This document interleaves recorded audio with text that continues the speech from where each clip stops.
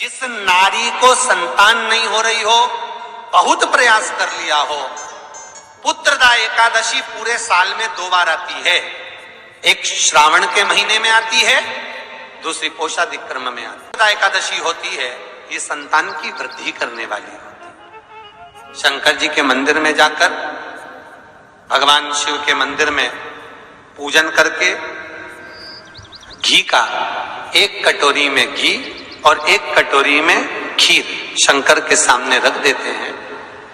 भगवान शंकर के मंदिर पर चौखट पर घी का दिया लगा देते हैं। शंकर जी की चढ़ी हुई 1 बेलपत्र साथ में रखें और 1 बेलपत्र को उठाकर शंकर जी के मंदिर की चौखट पे ही बैठकर चबा चबा कर खा लेते हैं। जो 1 बेलपत्र लेकर आए हैं वो अपने पति को खिला देते हैं। कहते हैं पुत्रदा एकादशी के दिन ये कर लेने पर संतान की प्राप्ति हो जाती है, पुत्र की प्राप्ति हो जाती है। सबसे पहला नियम एकादशी व्रत का सबसे पहला नियम है कि आप जिस दिन व्रत करो उसके 1 दिन पहले भक्ति का संचार इस हृदय में करो। भक्ति का संचार इस हृदय में कर लीजिए। जिस दिन आप व्रत करो, जैसे एकादशी का व्रत कर रहे हो तो दशमी के दिन शाम का समय जब आवे, रात्रि जब होने लगे, शाम का समय आवे और रात्रि का आप जब भोजन ग्रहण करो तो उस भोजन में कोई ऐसा पदार्थ ग्रहण मत करिए जिस पदार्थ के कारण आपकी एकादशी बिगड़ जाए।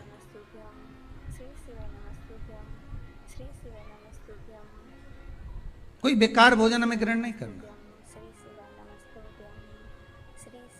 श्रेष्ठ भोजन ग्रहण करिए दशमी के। और एकादशी का दूसरा नियम बहुत ध्यान से सुनिएगा। जिस दिन आपकी एकादशी का व्रत हो उस दिन प्रयास करिएगा कि अपने हाथ से किसी भी वृक्ष की कोई पत्ती टूटे ना। अपने हाथ से किसी भी वृक्ष की, पौधे की, किसी भी वृक्ष की पत्ती अपने हाथ से ना टूटे। बहुत ध्यान दीजिएगा महाराज। एकादशी का ये दूसरा नियम है कि अपने हाथ से किसी पौधे की, किसी वृक्ष की, किसी डाली की कोई पत्ती टूटे ना, कोई पत्ती ना टूटे, इसका प्रयास करिए।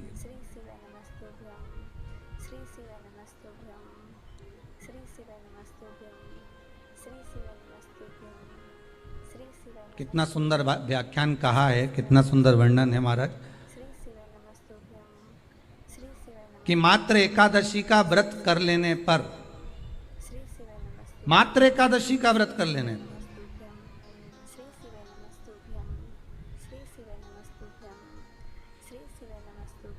जो पूर्व में किया गया हमारा पाप कर्म है, हमने किसी जीव की हत्या करी है, हमने किसी को कष्ट प्रदान करा है, हमने किसी को अपशब्द कहा है, हमने किसी को ताने दिए, हमने किसी को आड़ा टेढ़ा कहा है, हमने किसी को गालियां दे दी है, मात्र एकादशी का व्रत ही कर लेने पर ये सारे जो दोष हैं वो समाप्त हो जाते हैं।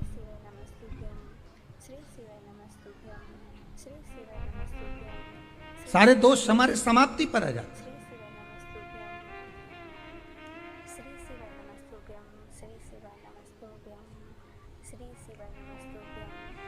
अब एक विचार करिएगा थोड़ा सा अपने मन में, अपने चित्त में, अपनी वृत्ति में एक बात उतारिएगा। एक अपने मन में एक बात को उतार कर रखिएगा कि आप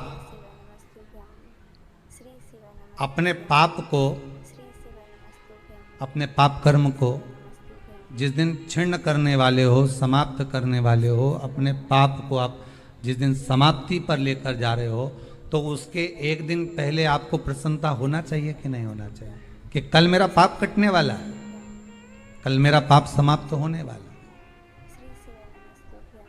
जो मैंने पाप कर्म करा है वो समाप्त होगा, जो मैंने पाप कर्म करा है वो कल समाप्त हो जाएगा। तो 1 दिन पहले आपके चेहरे पर प्रसन्नता हो कि ना हो?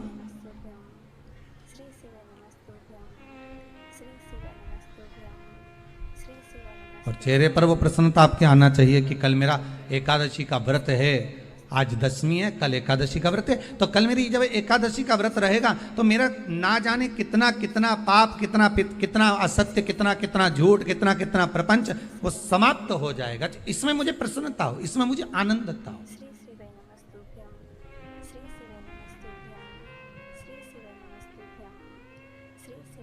तो क्या कहा गया कि प्रयास करिएगा कि एकादशी के दिन कोई वृक्ष की, कोई डाली की, कोई कोपल की कोई पत्ती ना तोड़ी जाए। क्यों? तो कहा अगर उस पत्ती को हम तोड़ देते हैं, वृक्ष की पत्ती को या क्यारे में लगी हुई कोई डाली की पत्ती को हम तोड़ देते हैं तो एकादशी का पुण्य फल प्राप्त नहीं होता, एकादशी का कोई फल हमारे खाते में नहीं जाता, पुण्य फल प्राप्त। अब फिर भले तुम चाहे तुमने मोरधन खाया हो, चाहे तुमने फिर चिप्स खाई हो, चाहे तुमने फिर व्रत का कितना ही सामान खा गए हो और तुमने सोचा कि आज मेरी एकादशी है, तो फिर उसका कोई फल प्राप्त नहीं, उसका कोई सुख प्राप्त नहीं आपको, फिर उसका कोई आनंद प्राप्त नहीं आपको, तो उसमें कोई आनंद की अनुभूति आपको नहीं मिल रही।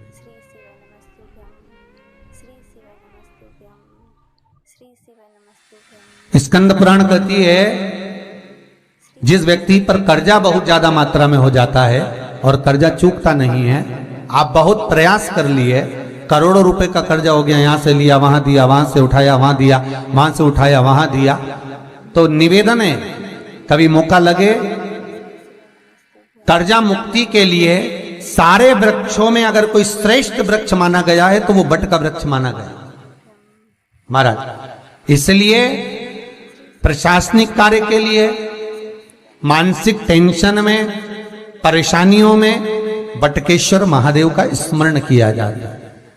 और यदि निवेदन करूंगा बहुत ज्यादा, यदि आपको कर्जा हो गया है, बहुत ज्यादा कर्जा हो गया और वो कर्जा चूक ही नहीं रहा, तो थोड़े दिन बड़ के पेड़ के नीचे आप बटकेश्वर महादेव के लिए 1 लोटा पानी, उसमें थोड़ा सा पिसा हुआ चावल पीस के गला लेना चावल को और पीस लेना, पीस के उस पानी में मिला लेना और मिलाकर उसमें थोड़ी सी हल्दी पिसी हुई डालकर बटकेश्वर महादेव के नाम से बड़ के पेड़ के नीचे अपनी कामना कर कर जो कर्जा हुआ है उस कर्जे का भान देते हुए, स्मरण देते हुए छोड़ दीजिए।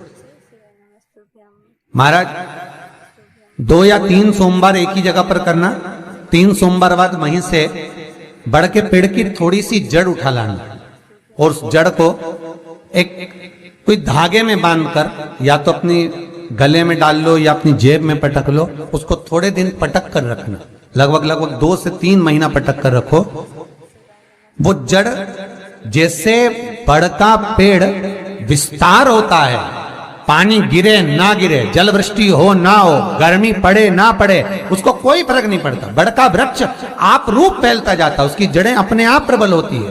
उसी तरह ये बटकेश्वर महादेव कहीं से भी अगर जड़ आपके पास में रखी है 1 महीना, 2 महीना, 3 महीना तक, तो ये जड़ अपने आप लक्ष्मी को पकड़कर खींच कर लाती है और कर्जे से मुक्त कर देती। बटकेश्वर महादेव का स्मरण सुख का देना हो। महाराज ऐसा कोई कार्य नहीं जिसमें पशुपति व्रत लाख ना करे, बस दिल से अगर आपने पशुपति व्रत करा है, बाबा विश्वनाथ के 5 पशुपति व्रत होते हैं, किसी भी सोमवार से चालू कर सकते हैं। बस करना क्या है, सुबह पूजन की थाली लगाकर लेकर जाना है, शंकर भगवान के शिवलिंग की पूजन करना है, मंदिर में अभिषेक पूजन करो, वो थाली वापिस लेकर आ जाओ, घर में रख दो। उसी थाली में शाम के समय प्रदोष काल में सूर्य डूब रहा हो, उसके कुछ ही समय के बाद आप आनंद में 6 दिए घर से लेकर जाओ, थोड़ा सा मीठा बनाकर लेकर जाओ और 5 दिए शंकर जी के मंदिर में लगाओ। पूजन करने के बाद में मीठे के 3 हिस्से कर दो, 2 हिस्से बाबा के मंदिर में अलग अलग रखिए, एक ही प्लेट में 2 हिस्से नहीं रखना है, दोनों हिस्सों को अलग अलग कटोरी में, अलग अलग दोने में, अलग अलग प्लेट में बाबा को रख दो और एक हिस्सा, एक दिया लेकर आ जाइए। घर के दरवाजे में प्रवेश करते समय राइट भाग में एक दिया घी का लगा दीजिए जो लेकर आए हो मंदिर से, उसको जला के नहीं लाना है, वहीं पर जलाना है। दरवाजे के पास आराम से बैठो, दिया जलाओ और प्रसाद लेकर अपनी कामना कर कर घर के अंदर सीधा पांव रखकर अंदर चले जाओ। सवेरे फरियाल करो, शाम को भोजन करो। जब भोजन करो उस समय पर जो मीठे का आपने भोग लगाया था भोलेनाथ जी को, जिसका एक हिस्सा लेकर आए हो, सबसे पहले भोजन में वो हिस्सा खाओ। प्रसाद का जो हिस्सा लेकर आए हो उसमें से किसी को वो हिस्से में से प्रसाद नहीं देना, चाहे घर में बच्चे हो चाहे बड़े हो। आपको ज्यादा प्रसाद ले जाना तो अलग से ले जाओ, पर उस हिस्से में से किसी को प्रसाद ना दे। और वो प्रसाद पहले पाकर फिर आप भोजन प्रसादी ग्रहण करें। पर इसका नियम यह है कि प्रसाद जब आप लेकर आते हैं, आपको पहले भी कथा में कहा कि शंकर का प्रसाद रात भर नहीं रखा था। जितनी जल्दी आप प्रसाद का हिस्सा लेकर आए हैं, आधे घंटे के अंदर, पौन घंटे के अंदर आपको वो प्रसाद पाना है और भोजन करना ही है। ये नहीं कि सब आएंगे, इंतजार कर रहे हो, 10 बज गई, 11 बज गई, प्रसाद आपका इंतजार कर रहा है। जो प्रसाद है वो आपकी प्रतीक्षा कर रहा है, आपकी बाट जो रहा, आपका इंतजार कर रहा है। ये नहीं होना चाहिए। महाराज कितना सुंदर कहा है शास्त्रों में कि केवल एक देव अधिदेव महादेव एक ऐसे होते हैं जिनका प्रसाद रात भर नहीं रखा था। कहां से लिया है? प्रसाद लाकर ताजा रहता है जब तक आप पाते हैं, फिर वो फ्रिज में रख देते हैं। फ्रिज में रखा रखा किसी ने खाया नहीं खाया, जितने समय तक फ्रिज में प्रसाद रखा रहता है वो इंतजार करता है कि कोई मुझे प्रसाद भक्षण करे। प्रसाद का मतलब होता है प्रभु का साक्षात दर्शन। प्रसाद का मतलब ही यही है, प्रसाद, प्रभु का साक्षात दर्शन। वो रखा रखा जब ज्यादा समय हो जाता है तो घर में वो कष्ट प्रदान करने लगता है।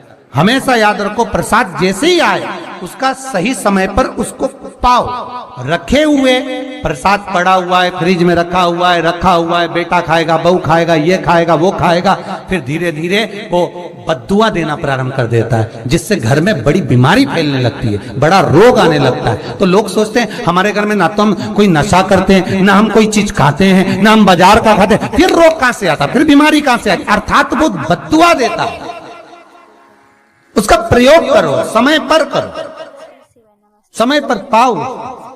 कई लोग कहते हैं महाराज जी हमारे ये बीमारी कहां से आ गई? जरा पत्रिका में तो कोई बीमारी ही नहीं दिख रही। हमने तो सबसे पूछा ये बीमारी का योग ही नहीं है, फिर बीमारी कहां से आई? ना तो हम कोई व्यसन करते हैं, ना कोई मद्रापान करते हैं, ना कोई मांसाहार, फिर ये बीमारी कहां? उसका कारण है कि तुम उस प्रसाद का लाकर महीनों तक पड़ा हुआ है, इंतजार कर रहे हो, खाएंगे खाएंगे, आखिरी में फिर वो काम वाली को दे दिया। काम वाली इतनी चतुर आज के जमाने की, बासी माल खाएंगे, अटक गई। कौन का पड़ा? वो बद्दुआ।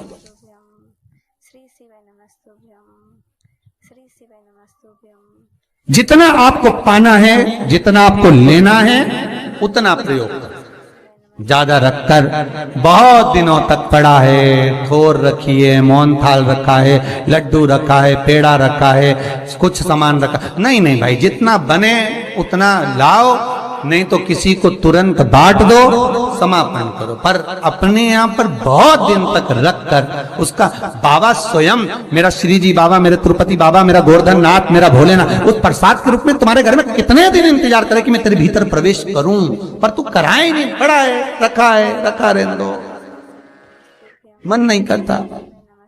शक्तियों जैसा कर्म मत करो जिससे हमें कष्ट की। कई लोग कहते हैं हमने पशुपति व्रत करा, हमारा बहुत काम हुआ। कई लोग कहते हैं हमने करा पर हमको अभी तक उसका कारण है कि तुम बहुत देर तक प्रसाद को इंतजार करा रहे हो। तो बाबा भी आपको इंतजार करा रहा है, मेरा विश्वनाथ भी इंतजार कर रहा है। उस समय अवधि का भान होना चाहिए। निगाह हटी, दुर्घटना घटी, बस ध्यान रखो। हम कहते हैं कि हम पूजन करते हैं, हम पाठ करते हैं, हम अर्चना करते हैं, हम अनुष्ठान करते हैं, हम भगवान की सेवा करते हैं, फिर दुख हमको ही क्यों आता है? उसका कारण केवल इतना सा कि दुख हम खुद बुलाते हैं, दूसरा नहीं। हम स्वतः पशुपति व्रत 5 व्रत करो। 5 व्रत पूर्ण होने पर कई माताएं कहती है कि बीच में हमारे व्रत छूट जाते हैं रजस्वला धर्म के समय पर, तो व्रत तो करना पड़ेगा पर पूजन नहीं होगी और वो गिनती में भी नहीं आएगा। पर व्रत करना है पर गिनती में नहीं आएगा। मार पूजन भले मत करो, 7 दिन बाद आप जो व्रत करें वो अपने ऊपर है, पर गिनती में नहीं आएगा, व्रत करना पड़ेगा। गिनती में तब आएगा जब दरवाजे पर आप दिया लगाएंगे, जितने दिए आपने लगाए उसी गिनती में आएगा। और महाराज 5 व्रत जब पूर्ण हो जाएं, 5वां व्रत रहे, तब एक नरियल श्रीफल, उस पर एक मोली नाड़ा लच्छा लपेट कर, उस पे 11 रुपए रखकर, कोई आपको किसी को ना भोजन कराना है ना भंडारा करना है, केवल मोली लच्छा लपेट कर 11 रुपए रखकर बाबा विश्वनाथ के सम्मुख में शंकर जी की वो जलाधारी जो गोल है माता जगत जननी का हस्तकमल, उसी पर रख देना है। विनती कर देना, बाबा मेरी ये कामना से मैंने ये व्रत किया। जो पशुपति व्रत स्कंद पुराण में, लिंग पुराण में, नर्मदा पुराण में, शिव महापुराण में, पद्म पुराण के अंदर वर्णन किया, वो व्रत मैंने किया। बाबा मेरे इस व्रत को स्वीकार करना, मेरी कामना पूर्ण करना। बाबा को झोली पसार कर प्रणाम करो और अपने घर को चल जाओ। बस यही 5 व्रत का विधान। पशुपति व्रत ऐसा कोई काम नहीं जो ना हो, बस दिल से अगर व्रत किया है तो बाबा मनोकामना पूर्ण तो करे ही है। मनोकामना आप हमारे घर के, चाहे घर की धर्म पत्नी हो, चाहे भांजे हो, कोई प्रॉब्लम होती है, हम उनसे कह देते पशुपति व्रत कर लो, हो जाए। बस पशुपति व्रत में आपका भाव शुद्ध होना चाहिए। निर्मल चित्त निर्मल मन सो मोहि पावा, मोहि छल छिद्र कपट ना भावा। निर्मलता के भाव में भगवान मिल सकता। और फिर निवेदन करूंगा, 1 लोटा पानी चढ़ाओ ना चढ़ाओ, पर बाबा से दिल से आप मिलो तो एक बार, दिल से उससे कहो तो। शिव शंकर का पशुपति व्रत केवल संसारिक मनुष्य ही नहीं करता, ये पशुपति व्रत देवता भी करते, देवता